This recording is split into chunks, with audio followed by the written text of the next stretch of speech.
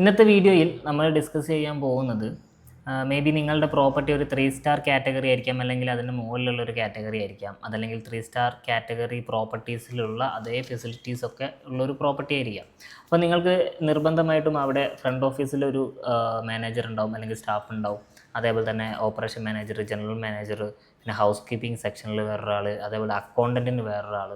അപ്പോൾ ഇത്രയും മെമ്പേഴ്സ് ഉള്ളൊരു പ്രോപ്പർട്ടി ആണെങ്കിൽ ഇവരുടെയൊക്കെ ഡാറ്റകൾ പ്രോപ്പറായിട്ട് റെക്കോർഡിക്കലി നമുക്ക് കിട്ടണമെങ്കിൽ ഇവർക്കൊക്കെ സെപ്പറേറ്റ് ആയിട്ടൊരു അഡ്മിൻ പാനലുണ്ടാവും.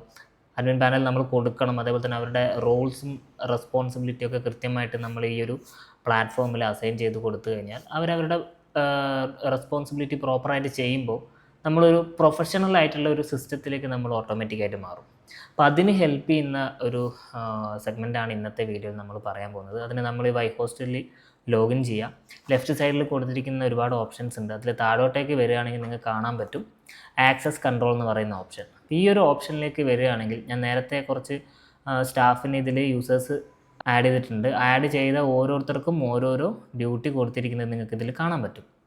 ഇതെന്ന് പറയുന്ന സ്റ്റാഫിന് നൈറ്റ് ഓഡിറ്ററായിട്ടാണ്, ജ്യോതിക ഫ്രണ്ട് ഓഫീസാണ്, അതേപോലെ തന്നെ റിതു എന്ന് പറയുന്ന ആൾ ഫിനാൻസ് വ്യൂവറാണ്, അതേപോലെ തന്നെ ഋത്തിക് റോഷൻ എന്ന് പറയുന്നത് ജനറൽ മാനേജറാണ്, രാഹു എന്ന് പറയുന്ന ആൾക്ക് ഹൗസ് കീപ്പിംഗ്. അതേപോലെ നമുക്ക് ഈ ഒരു സ്റ്റാഫ് യൂസേഴ്സ് എന്ന് പറയുന്നതിൽ ക്രിയേറ്റ് ചെയ്തിട്ട് നമുക്ക് ഓരോ ഡ്യൂട്ടി ഇതിലേക്ക് അസൈൻ ചെയ്ത് കൊടുക്കാൻ സാധിക്കും.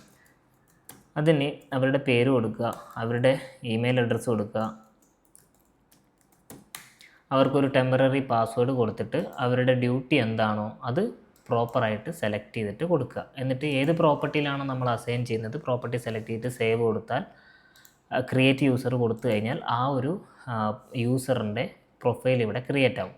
എന്നിട്ട് ഇപ്പോൾ ഞാനിപ്പോൾ എക്സാമ്പിൾ പറഞ്ഞതേ ഉള്ളൂ. ഇപ്പോൾ നമ്മൾ ഓൾറെഡി ക്രിയേറ്റ് ചെയ്തിട്ടുള്ള ഈ മിഥുൻ പറയുന്ന സ്റ്റാഫിന് നമ്മൾ കുറച്ച് പെർമിഷൻസ് കൊടുക്കണം. നൈറ്റ് ഓഡിറ്ററാണ്. നൈറ്റ് ഓഡിറ്ററെ സംബന്ധിച്ചിട്ട് അയാൾക്ക് ഫ്രണ്ട് ഓഫീസിൽ നടക്കുന്ന കാര്യങ്ങൾ എന്താണെന്ന് കൃത്യമായിട്ട് അറിയേണ്ട ആവശ്യമില്ല. ഹൗസ് കീപ്പിങ്ങിൽ നടക്കുന്ന കാര്യങ്ങളെക്കുറിച്ച് കൃത്യമായിട്ട് അറിയേണ്ട ആവശ്യമില്ല. അയാളെ സംബന്ധിച്ച് അക്കൗണ്ടൻറ്റ് റിലേറ്റഡ് ആയിട്ടുള്ള എക്സ്പെൻസ് കാര്യങ്ങളുടെ ഒക്കെ കാര്യങ്ങൾ മാത്രമേ അയാൾക്ക് കൃത്യമായിട്ട് കിട്ടേണ്ടതായിട്ടുള്ളൂ. അപ്പോൾ നമുക്ക് പെർമിഷൻസിലേക്ക് വന്നിട്ട് താഴോട്ടേക്ക് വന്നു കഴിഞ്ഞാൽ അയാൾക്ക് ഇവിടെ ഒരുപാട് ഓപ്ഷൻസ് കൊടുത്തിരിക്കുന്നത് കാണാം. അപ്പം നിങ്ങൾ അയാൾക്ക് കൊടുക്കുന്ന പെർമിഷൻസ് കൃത്യമായിട്ട് വായിച്ച് നോക്കിയിട്ട് അത് ടിക്ക് കൊടുത്താൽ മാത്രം മതിയാവും.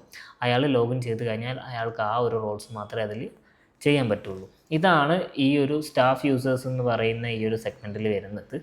രണ്ടാമത്തേത് റോൾസ് എന്ന് പറയുന്ന ഓപ്ഷനാണ്. റോൾസ് എന്ന് പറയുന്ന ഈ ഒരു ഓപ്ഷനിലേക്ക് വരുമ്പോൾ നിങ്ങൾക്ക് കാണാൻ പറ്റും ഇവിടെ ഓരോരുത്തർക്കും ഓരോരോ ലിമിറ്റേഷൻസ് നമ്മൾ സെറ്റ് ചെയ്തിട്ടുണ്ട്. ഇത് സെറ്റ് ചെയ്യുന്നത് നിങ്ങളുടെ MDയോ അതല്ലെങ്കിൽ ജനറൽ മാനേജർ ആയിരിക്കും. ഇവർക്ക് രണ്ടുപേർക്കും മാത്രമേ ഈ ഒരു പ്ലാറ്റ്ഫോമിൽ കംപ്ലീറ്റ് ആക്സസ് ഉണ്ടാവുള്ളൂ. അപ്പോൾ ഇതിൽ ഫോർ എക്സാമ്പിൾ ജനറൽ മാനേജറുടെ ഒരു ലിമിറ്റ് നമ്മൾ നോക്കുകയാണെങ്കിൽ 25,000 റുപ്പീസ് വരെ അവർക്ക് റീഫണ്ട് കൊടുക്കാനുള്ള പെർമിഷൻ ഉണ്ട്. അതിൻ്റെ മുകളിലേക്ക് പോവുകയാണെങ്കിൽ MDയിൽ നിന്നും അപ്രൂവൽസ് കിട്ടിയാൽ മാത്രമേ അത് അപ്രൂവ് ചെയ്ത് കൊടുക്കാൻ പറ്റുള്ളൂ. അതേപോലെ തന്നെ ഓരോ ബുക്കിങ്സിലും 20% വരെ ഡിസ്കൗണ്ട് കൊടുക്കാനുള്ള പെർമിഷൻ ഈ ജനറൽ മാനേജർ നമ്മൾ അസൈൻ ചെയ്ത് കൊടുക്കുന്നുണ്ട്. അതേപോലെ തന്നെ പ്രോപ്പർട്ടിയിലേക്ക് വരുന്ന എക്സ്പെൻസ്, മന്ത്ലി വരുന്ന എക്സ്പെൻസ് മാക്സിമം 1 lakh റുപ്പീസ് വരെ അപ്രൂവ് ചെയ്ത് കൊടുക്കാൻ ജനറൽ മാനേജറിന് സാധിക്കും. പിന്നെയുള്ളത് പർച്ചേസിങ് ഓർഡറാണ്. അത് 1.5 ലക്ഷം രൂപ വരെ അപ്രൂവ് ചെയ്ത് കൊടുക്കാൻ ജനറൽ മാനേജറിന് സാധിക്കും. ഇതേപോലെ ഓരോരുത്തർക്കും ഓരോ ലിമിറ്റേഷൻസ് നമ്മളിതിൽ കൊടുത്തിട്ടുണ്ടാവും. ഇത് മൊത്തം സെറ്റ് ചെയ്യുന്നത് ഓണറായിരിക്കും, അതല്ലെങ്കിൽ ജനറൽ മാനേജറായിരിക്കും. അത് MD പറയുകയാണെങ്കിൽ ജനറൽ മാനേജറിനും ഈ കാര്യങ്ങൾ സെറ്റ് ചെയ്ത് കൊടുക്കാം. അതാണ് റോൾസ് എന്ന് പറയുന്ന ഈ ഒരു സെഗ്മെൻറ്റിൽ കൊടുത്തിട്ടുള്ളത്. പിന്നെ വരുന്നത് സ്റ്റാഫ് ലോഗിൻ ID ആണ്. ഇത് വളരെ ഇമ്പോർട്ടൻ്റ് ആയിട്ടുള്ളൊരു കാര്യമാണ്. ഇപ്പോൾ നിങ്ങൾക്ക് ഞാൻ ഈ പറഞ്ഞതുപോലെ തന്നെ 6ഉം 7ഉം 8ഉം ഒക്കെ സ്റ്റാഫുകളുണ്ട്. അപ്പോൾ അവർക്കൊക്കെ ഒരു അഡ്മിൻ പാനൽ കൊടുക്കുന്ന സമയത്ത് ഏത് പ്രോപ്പർട്ടിയാണെന്ന് നമ്മൾ തിരിച്ചറിയാൻ വേണ്ടിയിട്ടാണ് ഈ ഒരു സ്റ്റാഫ് ലോഗിൻ IDൻ്റെ അകത്ത് പ്രോപ്പർട്ടിക്ക് നമ്മളൊരു ID അസൈൻ ചെയ്ത് കൊടുക്കുന്നത്. ഇപ്പോൾ ഇതിൽ ഡെമോ റിസോർട്ട് വയനാട് എന്ന് പറയുന്ന ഈ ഒരു ഓപ്ഷനിൽ ക്ലിക്ക് ചെയ്ത് കഴിഞ്ഞാൽ നിങ്ങൾക്ക് കാണാൻ പറ്റും DRW001 എന്ന് പറയുന്ന ഓപ്ഷൻ. അപ്പോൾ ഇതിലേക്ക് ഈ ഒരു ID നമ്മൾ സേവ് ചെയ്ത് കൊടുത്തു കഴിഞ്ഞാൽ ആ ഒരു പ്രോപ്പർട്ടിയിലെ സ്റ്റാഫ് ലോഗിനിലേക്ക് വരുന്ന സമയത്ത് നിർബന്ധമായിട്ടും ഇത് പ്രോപ്പർട്ടീൻ്റെ ID കൊടുത്തിരിക്കണം. എങ്കിൽ മാത്രമേ അവർക്ക് ലോഗിൻ ചെയ്യാൻ സാധിക്കുള്ളൂ. അതിന് വേണ്ടിയിട്ടാണ് ഇത് കൊടുക്കുന്നത്. പിന്നെ ഏതൊക്കെ പ്രോപ്പർട്ടി ആണെന്ന് മനസ്സിലാക്കാൻ കൂടി വേണ്ടിയിട്ടാണ് നമ്മൾ ഈ ഒരു ID പ്രൊവൈഡ് ചെയ്യുന്നത്. ഇനിയിപ്പോൾ ഇതിൽ ഞാൻ രണ്ടാമതൊരു പ്രോപ്പർട്ടി കൊടുത്തത് വയനാട് X റിസോർട്ട് എന്നാണ്. അത് ഞാൻ കൊടുത്തിട്ടില്ല. ഇപ്പോൾ എനിക്ക് വേണമെങ്കിൽ ഇത് വയനാട് X റിസോർട്ട്, അതിൻ്റെ ഷോർട്ട് നെയിമും അതിനൊരു കോഡും കൊടുത്തു കഴിഞ്ഞാൽ വയനാട് X റിസോർട്ടിൽ ആഡ് ചെയ്തിട്ടുള്ള സ്റ്റാഫുകൾക്കൊക്കെ അതിൽ ലോഗിൻ ചെയ്യണമെങ്കിൽ WXR002 എന്ന് പറയുന്ന ഈ ഒരു ID അടിച്ച ശേഷം അവരുടെ യൂസർ ഐ ഡിയും പാസ്വേഡ് അടിച്ചാൽ മാത്രമേ അവരുടെ അഡ്മിൻ പാനലിലേക്ക് ലോഗിൻ ചെയ്യാൻ സാധിക്കുള്ളൂ. അപ്പോൾ ഈ ഒരു ഫെസിലിറ്റീസ് നിങ്ങൾക്ക് പ്രൊവൈഡ് ചെയ്യുന്നത് കൊണ്ട് നമ്മൾ ഉദ്ദേശിക്കുന്നത് ഓരോ സ്റ്റാഫിനും അവരവരുടെ റോൾസ് പ്രോപ്പറായിട്ട് ചെയ്യാനും പറ്റും. അത് ചെയ്യുന്നതിലൂടെ നിങ്ങളുടെ പ്രോപ്പർട്ടി ഒരു കംപ്ലീറ്റ് പ്രൊഫഷണലിസത്തിലേക്ക് കൺവേർട്ട് ആവും.